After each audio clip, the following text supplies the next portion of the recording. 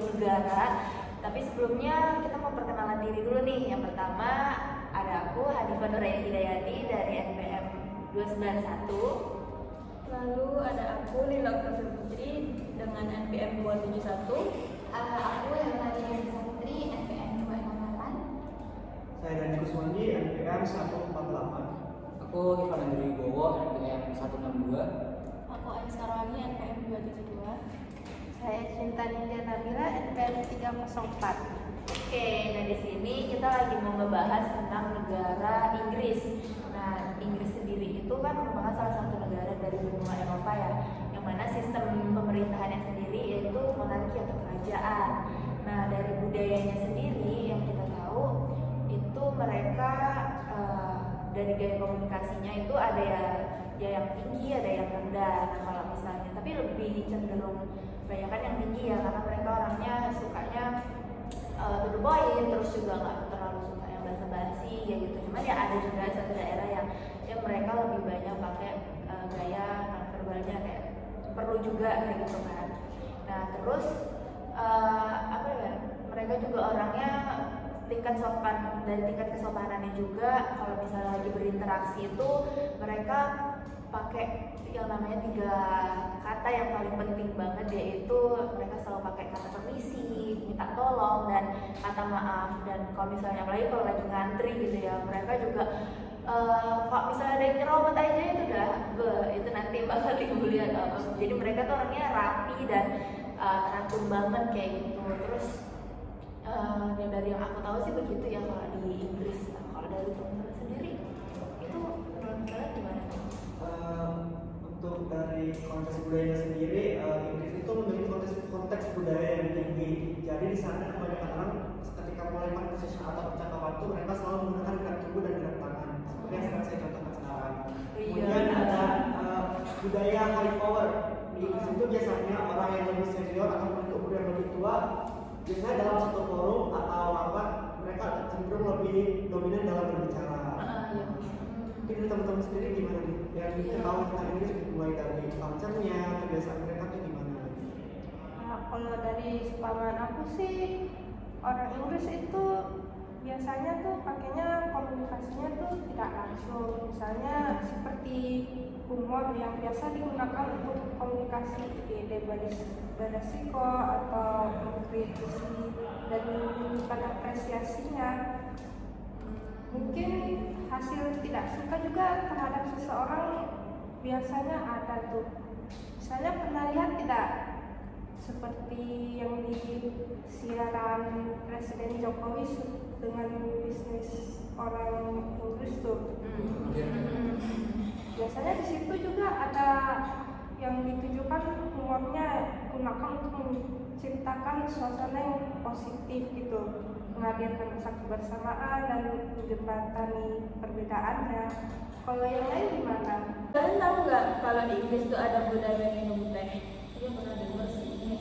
Nah, budaya minum teh itu ada sejarahnya. Waktu itu pada tahun ketiga sebelum Masehi, kebiasaan minum teh itu dipopulerkan oleh Raja Charles II dan istrinya yang namanya Catherine itu. Nah, pernikahan mereka itu menjadi titik balik dari sejarah minum teh, karena Catherine merupakan seorang putri Portugis yang juga sebagai pecandu teh. Nah, itu menjadikan teh itu minuman yang kelas atas di istana. Namun pada abad ke-19 orang-orang tuh kayak udah kenal teh itu jadi minuman yang nggak mengenal ini loh, tingkat sosial. Nah, jadi sekarang masyarakat itu mengenalnya sebagai sebutan time yang biasanya itu mereka minum sebelum waktu sore atau pertengahan dari makan siang ke makan malam. Kalau ngomong Inggris sih, yang terlintas di pikiran aku ya itu Big Ben. Kalian tahu Big Ben kan? Jam yang gede banget itu. Di dalamnya ada lonceng gede banget, beratnya sekitar 13 tonan. Dan itu udah berumur 164 tahun, dibangun tahun 1858. Katanya sih itu jam paling akurat yang sampai detiknya tuh benar-benar akurat. Aku pengen banget kesana sih, pengen lihat